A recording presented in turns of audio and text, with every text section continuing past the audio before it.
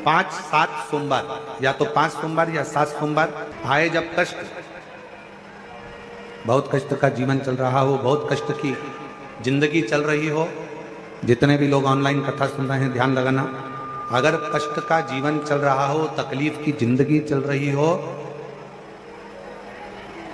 5-7 सोमवार, या तो 5 सोमवार या 7 सोमवार हाथ में दुर्वा,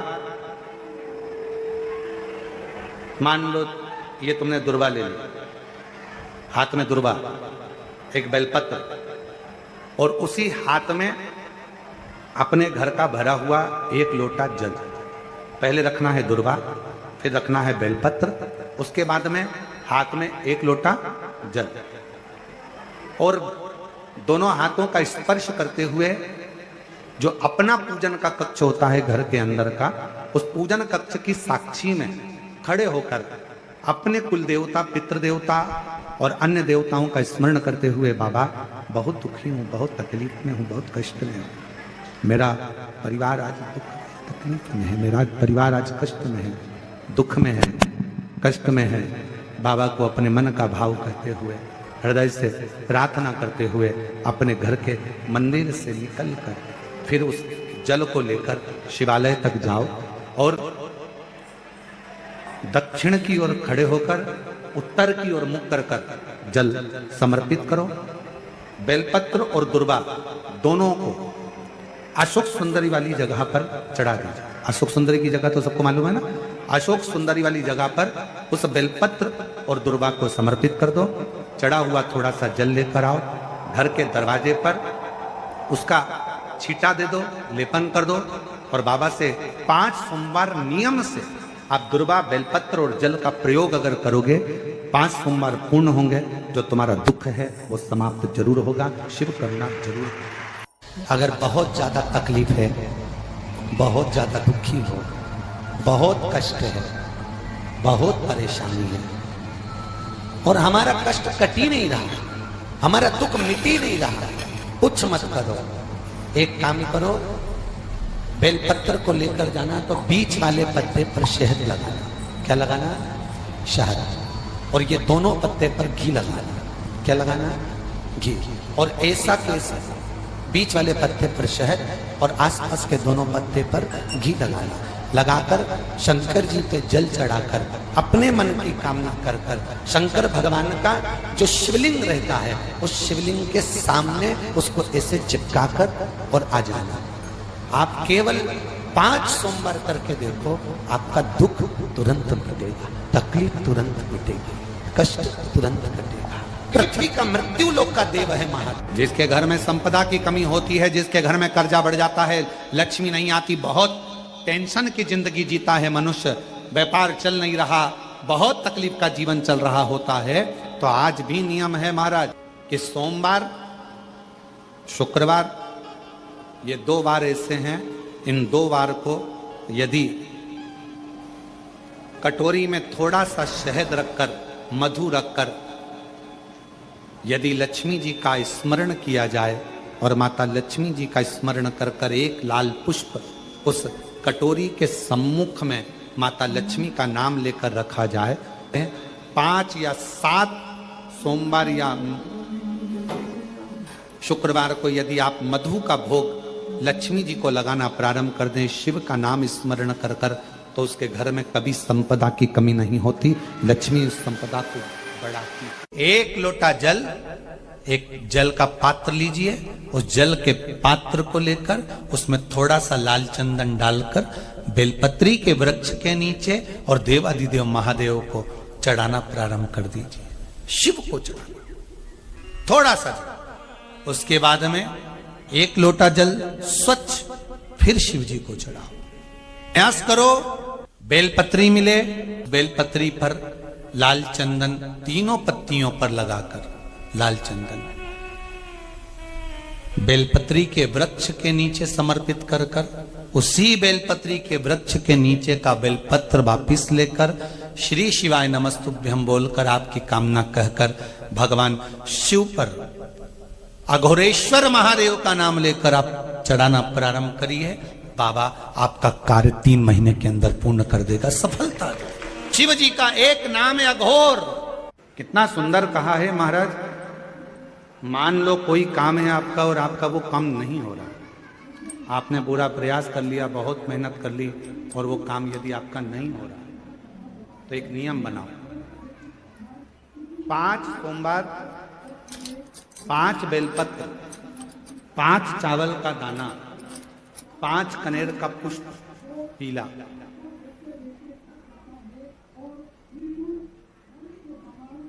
शिव जी के मंदिर में लेकर जाए। सबसे पहले अशोक सुंदरी वाली जगह पर वो 5 बेलपत्र, 5 चावल के दाने और 5 कनेर का पुष्प अशोक सुंदरी की जगह, आपको मालूम है ना अशोक सुंदरी की जगह सबको। तो जैसे ये जो शिवलिंग है, ये जो जलाधारी है, ये माता पार्वती जी का हस्त कमल है। शिवलिंग शंकर भगवान का स्वरूप है। जल जो बहता है, राइट में गणेश जी, लेफ्ट में कार्तिकेय जी, बीच में एक मोटी सी लाइन होती है शिवलिंग के सामने, वो अशोक सुंदरी का स्थान है। शिवलिंग के ठीक ऊपर भगवान शंकर जी का जो जल बूंद बूंद गिरता है, वो भगवान शंकर जी की 5 बेटियां जया, विषहरा, श्यामली बारी, दौतली और देव। इस स्थान पर आप जो भी 5 बेलपत्र, 5 चावल का दाना, 5 कनेर का पुष्प लेकर गए हो, यहाँ समर्पित करो। शिव जी से प्रार्थना करो, बाबा मेरा ये काम है पूर्ण होना चाहिए, बहुत हाथ पैर जोड़ लिए लोगों के, हो नहीं रहा। यही सामग्री को उठाकर शंकर भगवान के शिवलिंग पर समर्पित करो। बाबा से प्रार्थना कर कर बाबा इसको स्वीकार करना। जैसे अशोक सुंदरी की बात को आप स्वीकार करते हो, वैसे ही अशोक सुंदरी की बात को स्वीकार कर कर मेरी झोली भरना। 5 सोमवार बाबा के मंदिर में जाकर ये प्रयास करना प्रारंभ करो, ये कार्य करना प्रारंभ करो। मेरा देव अधिदेव महादेव जो कार्य अटक रहा है उसको पूर्ण तरह से कर ही दे, पूर्ण तरह से। 5 सोमवार का नियम बनाओ, 5 बेलपत्र, 5 चावल के दाने और 5 बोलो बोलो कनेर के पुष्प इलाका। शिवलिंग में 5 जगह ऐसी होती है जहां पर अगर चंदन का लेपन कर दिया जाता है तो विपदा, बांधा, तकलीफें, कष्ट दूर होता चले। 5 स्थान बताए, उसको समझिए। शिवलिंग को अपन मान लो, इसको जलाधारी मानो जहां से जल बहता, ठीक है। ये गोल भाग जलाधारी जिस पर शिवपिंडी रखिए, यहीं पर अपन गणेश जी, कार्तिकेय का स्थान, बीच में अशोक सुंदरी का स्थान मान रहे। अब इसको समझिएगा। 5 स्थान बताए। पहला स्थान भगवान शंकर के पूरे शिवलिंग का मध्य भाग। ये पूरा जो शिवलिंग है शिव जी का, उस शिवलिंग का मध्य भाग प्रथम। द्वितीय है जहां पर गंगा का अविरल धारा निरंतर बह रही है, द्वितीय स्थान गंगा की धारा का मूल बिंदु शिखा। पहला, दूसरा, तृतीय स्थान उसी के सामने जो जलाधारी का पटका दिख रहा हो, दिखता है जलाधारी का सामने का हिस्सा, भीतर का हिस्सा नहीं, जिस पे रखा है वो हिस्सा नहीं, सामने जो दिख रहा है। 1, 2 और तृतीय स्थान मां अंबा जगदम्बा के कंठ भाग पर चंदन का लेप। महाराज 3 स्थान ये बताए। चौथा स्थान जहां से जल नीचे गिर रहा है, जल गिरने का जो स्थान छोटा सा एक भाग रहता है, जितनी जगह रहती है उसके मध्य भाग, चतुर्थ स्थान। और 5वें नंबर का जो भाग बताया गया वो अशोक सुंदरी का स्थान। ये 5 स्थान ऐसे हैं जहां चंदन का थोड़ी सी बिंदी भी अगर हम लगा देते हैं तो कैसी भी विषम परिस्थिति हो वो टल जाती है और बाबा की कृपा होना प्रारंभ। ज्येष्ठा महीने में भी मौका लगे अपने जीवन में और तुम्हें लगे कि मेरे जीवन में दुख समाप्त ही नहीं हो रहा, मेरे दुख जा ही नहीं रहा, तो 5 बेलपत्र, एक बेलपत्र जिसकी डंडी का भाग जल जहां से बहकर बाहर निकल रहा है, अशोक सुंदरी का स्थान देखा है ना सब लोगों ने, बस उसी स्थान पर पहली बेलपत्र। दूसरी बेलपत्र पार्वती जी के स्थान पर, अर्थात जो जलाधारी है वहां पर। तीसरी बेलपत्र शंकर भगवान के शिवलिंग के सम्मुख में जहां आप बैठे हो वहां बैठकर डंडी का भाग विपरीत दिशा में रखकर, तीसरा बेलपत्र। चौथा बेलपत्र भगवान शंकर का जल जहां से नीचे गिर रहा है उस ओर सीधी बेलपत्र नीचे की ओर। और पांचवी बेलपत्र शंकर भगवान के अशोक सुंदरी के स्थान को छुआकर नंदी के पास रखकर, जो घड़े में जल है अर्थात मट्टी के पात्र में जो तुम जल लेकर गई हो उस पात्र के जल से शंकर का अभिषेक कर देना, शिव को वो जल समर्पित कर देना। जिंदगी में कैसा भी दुख हो वो कटता ही है, वो दुख रह नहीं सकता, ये निश्चित था। शंकर भगवान को यदि प्रसन्न करना है और उनको प्रकट करना है तो बहुत व्रत तप साधना की जरूरत नहीं पड़ती। केवल एक लोटा जल शिव के मंदिर में लेकर जाना प्रारंभ कर दो, शिव प्रकट हो जाते हैं और प्रसन्न हो। शिव प्रकट भी होते हैं, प्रसन्न भी होते हैं। इसलिए सारी समस्या का हल एक लोटा जल। बोल बम का नारा है, श्री शिवाय नमः। शिव को पाना सब कुछ हो सकता है, बस तुम्हारा विश्वास, तुम्हारी श्रद्धा, तुम्हारी भक्ति और तो उस भक्ति का बल तुम्हारे भीतर बढ़ाना पड़ेगा।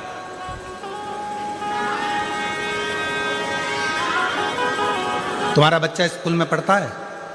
अरे जम के तो बोलो, पढ़ता है? ठीक है।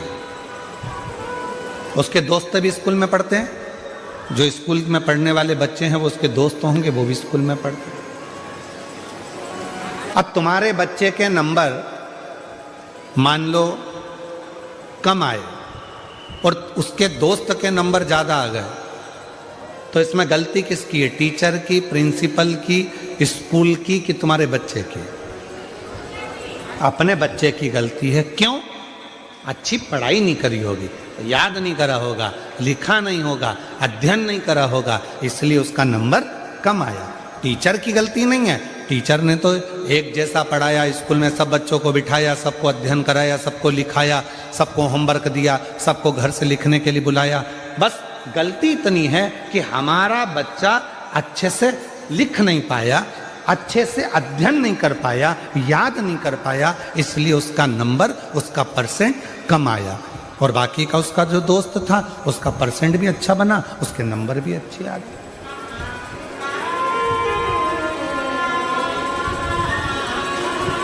अब टीचर को तो आप दोष नहीं दे सकते,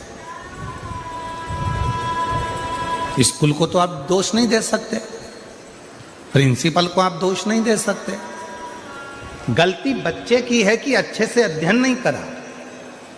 परसेंट कब अच्छे नहीं आते? जब वो अच्छे से पढ़ता नहीं है, ध्यान नहीं देता है, अध्ययन नहीं करता, इसलिए उसका परसेंट घट जाता है। बस ये बच्चे की कथा नहीं, ये अपनी कथा है।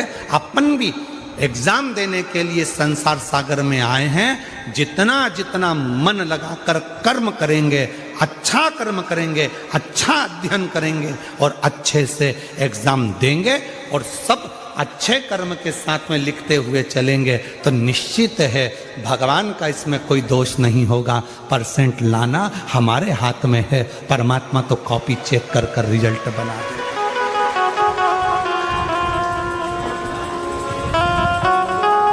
परमात्मा तो कॉपी चेक करेगा, रिजल्ट बना देगा। उसमें दोष वक्त से नहीं चल रहा, उसमें दोष उस टीचर का या प्रिंसिपल का नहीं है, उसमें दोष हमारा। जिस लड़का लड़की का विवाह नहीं होता ना, तो सोमवार के दिन उसको शमी पत्र के नीचे बिठाकर और शमी के वृक्ष के नीचे बिठाकर शमी वृक्ष के जड़ की मिट्टी का तिलक लगाकर हाथ में शमी वृक्ष के हाथ में लड़का या लड़की के हल्दी लगाकर शमी वृक्ष पर छापे लगाकर और वहीं पर उसका मीठा मुंह करा दिया जाता है तो 3 महीने में विवाह हो जाता है। स्कंद पुराण। जब भी सोमवार के व्रत करना, जब भी भगवान शिव की आराधना करना, भगवान शंकर की पूजन करना, ये सोचकर मत करना कि भगवान हमको ये वैभव दे देगा या धन दे देगा या दौलत दे देगा या सत्ता दे देगा या धन दे देगा। व्रत करना तो ये सोचकर करना कि बाबा देवाधिदेव महादेव अपनी शरणागति देना और एक बार तू मेरा हाथ पकड़ लेना, बस तूने पकड़ लिया तो जिंदगी में कभी डूबने वाली है। एक पशुपति व्रत होता है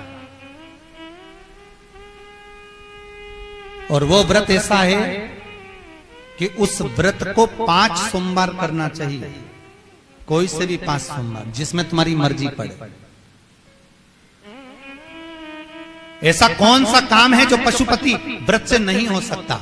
जब पशुपति अस्त्र मात्र भगवान राम के तरकश में रखे होने पर लंकाधिपति रावण के प्राण निकल सकते हैं, तो जीवन का वो कौन सा सुख है जो पशुपति व्रत से प्राप्त नहीं हो सकता? बस उसका नियम है, 5 सोमवार करो, पहले सोमवार को करो चाहे दूसरे सोमवार को करो। जिस सोमवार को पशुपति व्रत करो, सुबह शंकर जी के मंदिर में जाकर पूजन करो, अर्चना करो, अभिषेक करो, वो थाली को लेकर वापिस घर में रख दो। सुबह फलाहार करो, शाम को वापिस उसी थाली को लेकर जाओ, उसमें 6 दिए लगाकर लेकर जाओ। दिए को जलाना नहीं है, केवल घी के दिए लेकर जाना है, थोड़ा सा मीठा। शिव महापुराण में, स्कंद पुराण में जो पशुपति व्रत बताया है उसका विधान, थोड़ा सा मीठा लेकर जाओ। शिव जी की फिर पूजन करो, पूजन करने के बाद में शाम के समय प्रदोष काल में पूजन करो। पूजन करने के बाद बाबा भोलेनाथ की आराधना कर कर 5 दिए शंकर जी के सम्मुख में लगा दो। जो मीठा लेकर गए हो उसके 3 हिस्से कर दो, 2 हिस्से मंदिर में चढ़ा दो, 1 हिस्सा और 1 दिया थाली में रखकर पूजन करने के बाद वापिस लेकर आ जाओ। घर के दरवाजे की देहली पर राइट हैंड में सीधे हाथ पर जो दिया लेकर आए हो उस दिए को जला दो और अंदर जाकर जो प्रसाद लेकर आए हो 1 हिस्सा उसको पाकर फिर भोजन प्रसाद ग्रहण कर लो। ऐसे पशुपति नाथ के 5 व्रत रहते हैं। ऐसा कौन सा कार्य है जो भोलेनाथ पूरा ना करता?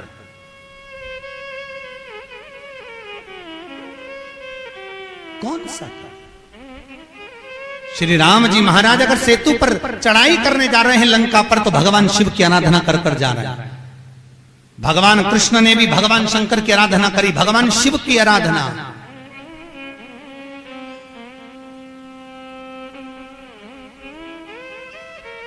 शिवर्चन मेरे वेंकटेश भगवान तिरुमाला के शिखर पर अगर तिरुपति बालाजी विराजमान हैं, तो पहले उन्होंने भगवान शिव जी से पूछा कि हम यहां बैठकर तप करना चाहते हैं, आ जाएं? भगवान शंकर ने कहा आओ और तिरुमाला के शिखर पर बैठकर तप करो, साधना करो, आपकी मर्जी पड़े वैसे निवास करो। मेरे हरि, मेरे तिरुपति नाथ, मेरे बालाजी, मेरे वेंकटेश भगवान कहते हैं, मेरे नारायण कहते हैं, भोलेनाथ हम यहां तप करेंगे और दुनिया के लोग आएंगे तो क्या होगा? शंकर भगवान ने कहा चिंता मत करो, आप तिरुमाला के शिखर पर बैठकर तप करना, मैं कपिलेश्वर महादेव के रूप में बैठकर तुम्हारी रक्षा करूंगा। अगर आप तिरुपति गए होगे तो आपको मालूम होगा ऊपर तिरुमाला में मेरे नारायण हैं, तो नीचे कपिलेश्वर महादेव में मेरे शंकर बैठकर रक्षा कर रहे हैं। नाथ द्वारा चले जाओ। जब श्री जी बाबा के ऊपर आक्रमण किया गया, भोलेनाथ जी के ऊपर जब श्रीनाथ जी के ऊपर जब आक्रमण किया गया, गोवर्धन नाथ जी की मूर्ति को खंडित करने का जब भाव आया, तब ब्रजवासियों ने शंकर भगवान को घास के पूले में दबाकर बैलगाड़ी में लेकर रात की रात भाग गए। और श्रीनाथ जी को लेकर जब भागे, सब दूर घूम लिए, श्री जी बाबा को कहां रखें, श्रीनाथ जी को कहां रखें। तब सब दूर घूमने के बाद मेवाड़ की भूमि में जब पहुंचे, तो शंकर भगवान से श्री जी बाबा ने कहा भोलेनाथ अब आप बता दो हम कहां रहे, बार बार घूम रहे हैं, कहां जाएं, किस जगह?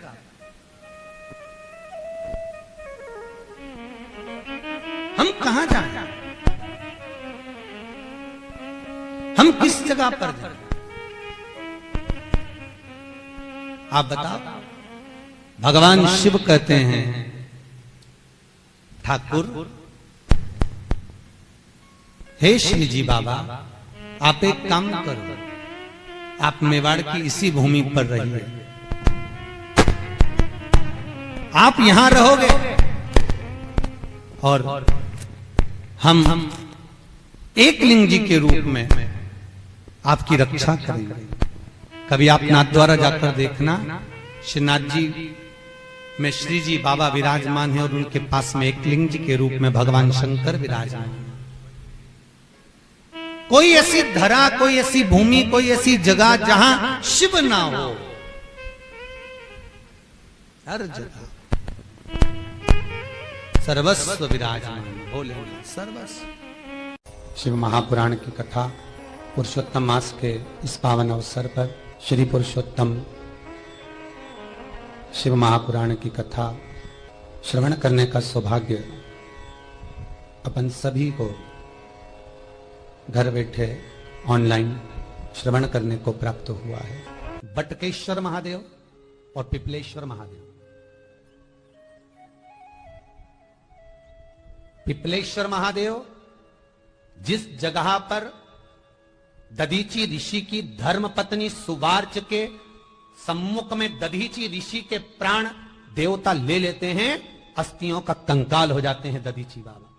उनकी धर्म पत्नी रोती हुई अपने पेट पर पत्थर मारती है गर्भ को नष्ट करने के लिए।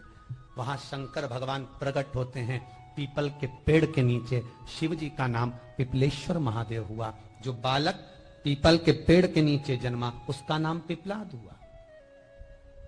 दो महादेव अपनी पुस्तिका में लिखकर रख लो, एक बटकेश्वर महादेव और एक पिपलेश्वर महादेव।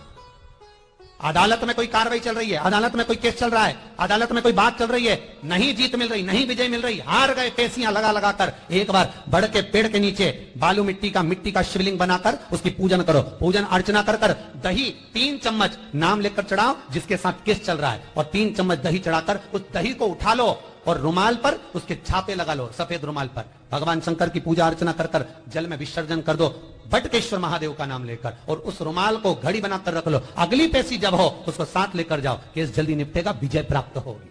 मात्र 3 सोमवार करिए बटकेश्वर का स्मरण। उसी तरह पिपलेश्वर महादेव, कितनी भी बड़ी जिंदगी में रोग हो, चाहे कैंसर जैसा हो, लीवर हो, किडनी हो, कितना भी बड़ा रोग हो, भगवान पिपलेश्वर महादेव का स्मरण करिए। पीपल के पेड़ के नीचे शंकर भगवान के शिवलिंग का निर्माण कर कर उसकी पूजन अर्चना करिए, उस पर शहद चढ़ाइए।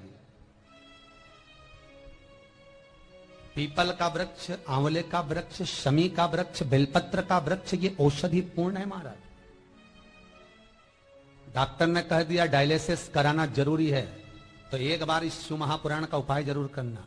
डायलिसिस कराने से पहले 5 छोटे छोटे पीपल के पत्ते लेना, शंकर जी का शिवलिंग का निर्माण पीपल के पेड़ के नीचे करना, मट्टी का पार्थिव शिवलिंग निर्माण कर कर उसकी पूजन कर कर बेलपत्री 5 चढ़ाकर 5 पीपल के पत्ते, 5 शमी के पत्ते शंकर पर चढ़ा देना। आरती पूजन करना, शमी का पत्ता बेलपत्र छोड़कर 5 पीपल के पत्ते उठा लेना। जिस व्यक्ति को डायलिसिस का बोला है उस व्यक्ति को 5 पत्ते पीस कर छान कर पिला देना। 3 दिन बाद फिर जाकर डॉक्टर को चेक करवाना, डॉक्टर डायलिसिस का मना कर देगा, लीवर किडनी अपना काम करना प्रारंभ कर देगा। पिपलेश्वर महादेव की पूजन, पीपल के पत्ते की औषधि जीवन का सुख दे जाती है। तो पिपलेश्वर महादेव सहज नहीं है महाराज। कितना विचित्र वर्णन है, प्रैक्टिकल जरूर करना। सीओर वाला महाराज कहीं झूठ तो नहीं बोल रहा, और व्हाट्सएप पे लिखकर भी भेजना करा कि नहीं करा, क्योंकि शिव महापुराण की लेखनी है। वेद व्यास जी महाराज वर्णन करे, गलत नहीं कर। किसी को बहुत खून निकल रहा, बहुत एक्सीडेंट हो गया, खून पर खून निकल रहा है, उसको अगर होश है और वो होश में है तो 5 पीपल के पत्ते किसी भी वृक्ष के तोड़कर पिपलेश्वर महादेव का नाम लगकर उसको खिला दो, चबा चबा कर, उसी समय खून निकलना बंद हो जाए, रक्त बंद। पिपलेश्वर महादेव का मात्र स्मरण ही सुख दे जाता है, आनंद की अनुभूति करा देता है। एक क्षण की शिव महापुराण की कथा सुनी चंचुला देवी ने, और आखिरी में आप सुनेंगे कि जो चंचुला देवी का पति मर चुका था, प्राण छूट चुके थे, चंचुला बेधव्य हो चुकी थी, शिव महापुराण विराम होते समय चंचुला का अखंड सौभाग्य हो जाता है। शिव पुराण कुंवारी कन्या श्रवण करे तो उत्तम वर प्राप्त होता है। शिव महापुराण वेधव्य नारी विधवा नारी श्रवण करे तो अगला जन्म वेधव्य होकर नहीं जाती, अखंड सौभाग्य लेकर जाती है। सुहागवती नारी शिव महापुराण की कथा श्रवण करती है तो वह अखंड सौभाग्य लेकर जाती है। कोई पुरुष शिव महापुराण की कथा श्रवण करता है उत्तम फल को प्राप्त करता है। मनवांचित फल की कामना को देने वाली ये 24,000 श्लोक की 7 खंड 12 स्कंद की शिव महापुराण सुख देने वाली है। जब तक शिव कृपा ना करे एक कदम भी हम चल नहीं सकते।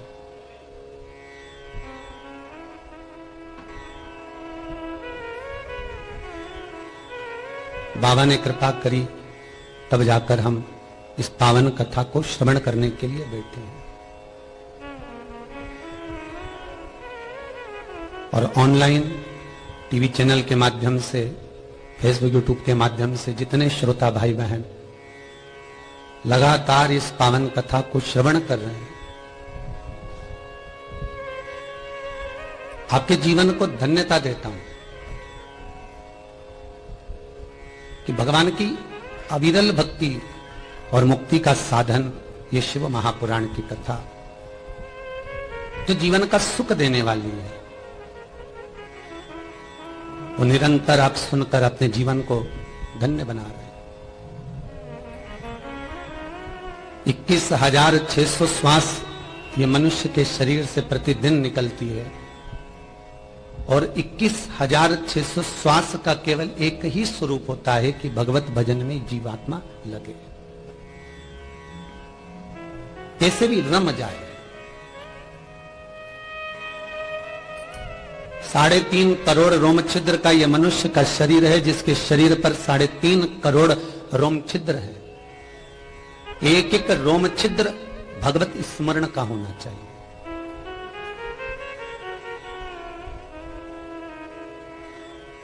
वेदव्यास जी महाराज जब श्री पाराशर बाबा के पास में पहुंचकर भगवान की अविरल भक्ति को प्राप्त करने की कथा का रसतत्व ग्रहण करते हैं तो केवल उनकी चित्त वृत्ति में यही रहता है कि हम किसको भजें, हम किसका स्मरण करें, हम किसका नाम जाप करें, हम किसको भजें।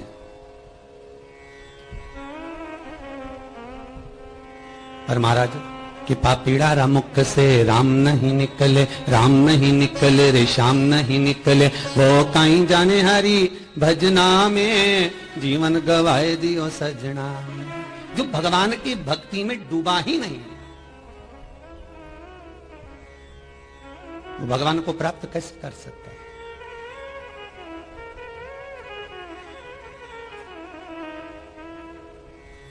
24,000 श्लोक की ये शिव महापुराण की कथा केवल भगवान की अविरल भक्ति और मुक्ति के साधन को प्रशस्त करती है।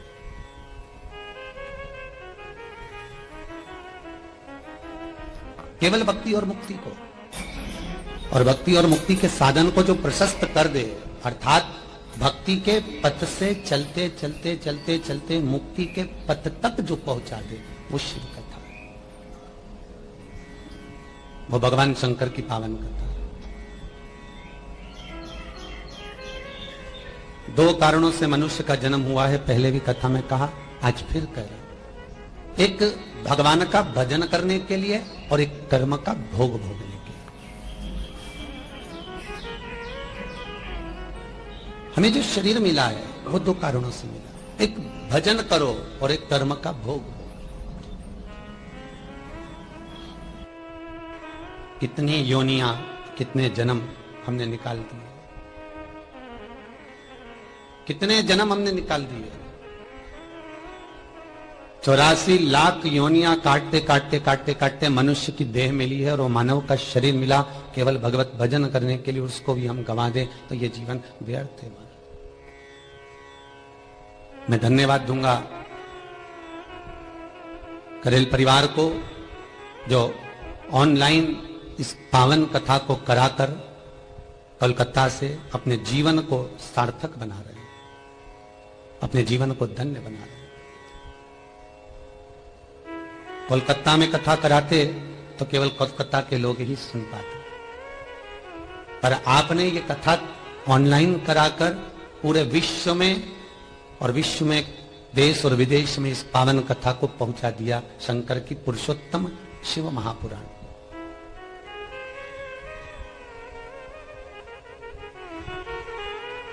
ब्रह्मा, विष्णु और शिव, इन तीनों में कोई भेद नहीं है। इसलिए शंकर भगवान के शिवलिंग पर जो जल चढ़ता है उसमें 3 टेकियां होती, उसके ऊपर एक कलश रखा होता है, कलश में से बूंद बूंद पानी नीचे गिरता है। ब्रह्मा, विष्णु और महेश, जो बूंद बूंद पानी जमीन पर अर्थात भगवान शिव के ऊपर गिर रहा है, वो ये दर्शाता है कि ब्रह्मा, विष्णु और महेश हम तीनों एक है, हमें कोई भेद नहीं है। एक बार ब्रह्मा जी के मन में यह भेद आ गया था कि भगवान विष्णु बड़े हैं कि भगवान शिव बड़े हैं। एक बार भगवान विष्णु के गण और भगवान शंकर के गण दोनों में भेद हो गया था कि शिव बड़े कि भगवान विष्णु बड़े।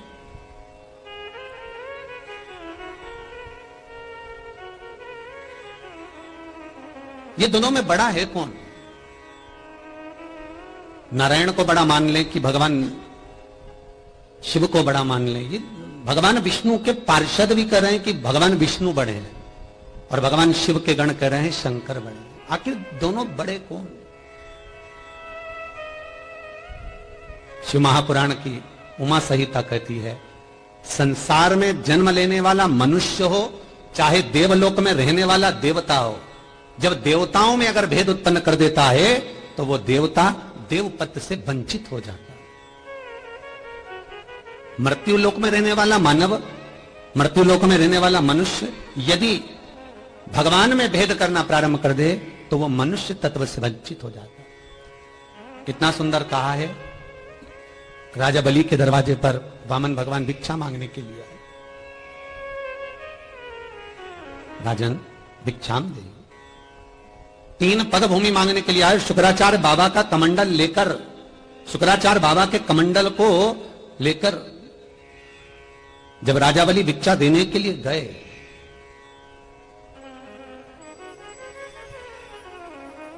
मात्र कमंडल को लेकर, और राजा बलि के सामने शुक्राचार्य जी कहते हैं तुम कमंडल लेकर कहां जा रहे हो? दरवाजे पर कोई भिक्षा मांगने आया है, ब्राह्मण का बालक है। शुक्राचार्य जी की बुद्धि ठनक गई कि ब्राह्मण का बच्चा हो चाहे बुढ़ा हो, थोड़े में तो काम चलता नहीं, और ये ब्राह्मण का बच्चा अगर 3 पग भूमि मांग रहा है तो ब्राह्मण का बालक नहीं होगा। जरा हमको चलकर देखने दो, हे कौन है? महाराज गए, 3 पग भूमि चाहिए हमको। शुक्राचार्य जी ने मना कर दिया राजा बलि को कि ये दरवाजे पर जो खड़ा है ये ब्राह्मण नहीं है, दरवाजे पर खड़ा हुआ ये भगवान त्रिलोकी का नाथ भगवान विष्णु है, नारायण। आप इसको 1 पग भूमि का दान मत दीजिए। दृष्टि में भेद हुआ, तब कुसा में से एक कुसा को निकालकर कमंडल की टोटी में डाला और शुक्राचार्य जी की एक आंख चली गई, एक आंख फूट गई, समाप्त, केवल एक ही बची है। तो पूछा शुक्राचार्य बाबा ने भगवान वामन से कि आखिर क्या कारण है कि तुमने मेरा एक नेत्र कर दिया? एक नेत्र करने का कारण क्या है? क्यों करा? किस लिए करा? शुक्राचार्य जी कहते हैं किस कारण से तुमने मेरा एक नेत्र करा है वो बताओ। वामन भगवान कहते हैं तुम्हारी दृष्टि में भेद हो गया था इसलिए तुम्हारा एक नेत्र कर दिया गया। मृत्यु लोक में आकर जो देवताओं में भेद उत्पन्न कर देता है, मृत्यु लोक में आकर जो देवताओं में एक डिस्टेंस उत्पन्न कर देता है कि ये बड़ा वो छोटा, जो भगवान में भेद कर रहा होता है, शास्त्र कहता है उसका अगला जन्म अंध का हो जाता है, नेत्रों से विहीन।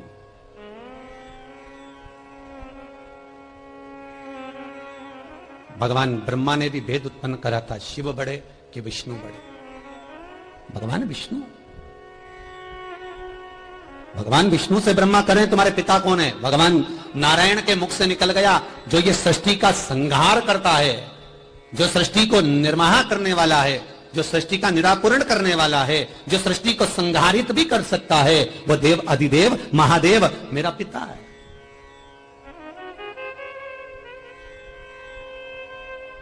भगवान ब्रह्मा ने कहा कि मैं तो नहीं जान सकता कि आपके पिता भगवान शिव हो, शंकर।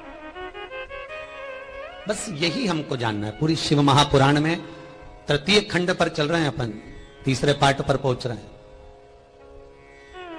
पुरुषोत्तम शिव महापुराण का ये तीसरा पार्ट चल रहा है। उसमें हमें को यह समझना है कि हम अंतिम समय में किसको पुकारें,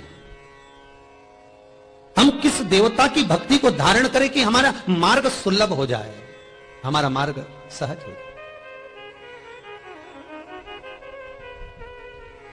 यमराज बनावे बंदी और काया हो गई गंदी, मेरे प्राण छूटे भोलेनाथ तो तुम नंदी लेकर आ जाना। मेरी सैया छूटे भोलेनाथ तो तुम नैया लेकर आ जाना। जब आए मरण का मौका कहीं हो ना जाए धोखा, जब आए मरण का मौका कहीं हो ना जाए धोखा, मेरी सैया छूटे भोलेनाथ तो तू नैया लेकर आ जाना।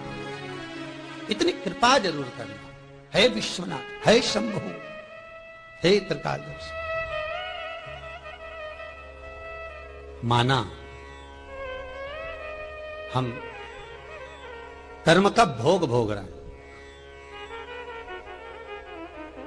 माना हम प्रारब्ध को भोग रहे हैं। पहले भी कथा में कहा, फिर ध्यान देना। मत बुरे कर्म कर बंदे वरना पछताएगा, भगवान की आंखों से तू बच नहीं पाएगा, तू बच नहीं पाएगा। एक कैमरा दुकान पर लगा हुआ है, करे जी आपके यहां तो लगा होगा दुकान पर, लगा है?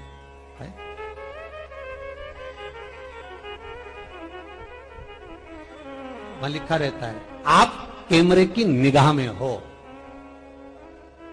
जितने व्यापारी आते होंगे ना दुकान पर, जितने ग्राहक आते होंगे बड़े सावधान रहते होंगे, कैमरा लगा हुआ। एक कैमरा भगवान जन्म के समय पर रख देगा। जिस समय आप माता के गर्भ में पहुंचे, गरुड़ पुराण का तीसरा अंश कहता है कि माता के गर्भ में पहुंचकर मात्र 3 महीने पूर्ण होते हैं और भगवान एक ऐसा कैमरा चित्तवृत्ति का, ईश्वर की दृष्टि का आपके पास रख देता है कि जन्म से लेकर जब तक व्यक्ति के प्राण छूटते हैं 21,600 श्वास जो प्रतिदिन निकल रही होती है, वो श्वास जब निकलना बंद होती है तब तक वो कैमरा हमारे भीतर फिट रहता है। भगवान की निगाह में हम रहते हैं।